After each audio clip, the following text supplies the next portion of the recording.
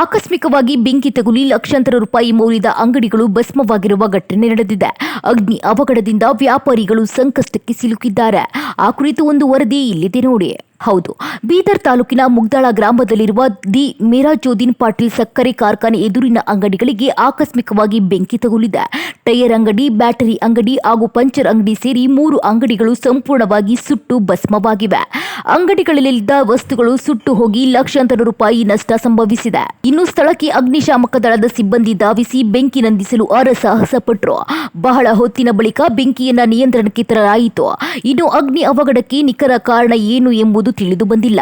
ಆದರೆ ವಿದ್ಯುತ್ short circuit ಕಾರಣವಾಗಿರಬಹುದು ಎಂಬ ಶಂಕೆ ವ್ಯಕ್ತವಾಗಿದೆ. ಈ ಘಟನೆ ಸ್ಥಳೀಯ ವ್ಯಾಪಾರಿಗಳಲ್ಲಿ ಆತಂಕ ಉಂಟು ಮಾಡಿದ್ದು, ತಕ್ಷಣ ಸರ್ಕಾರದಿಂದ ಪರಿಹಾರ ನೀಡುವಂತೆ ಬೇಡಿಕೆ ಕೇಳಿಬರುತ್ತಿದೆ.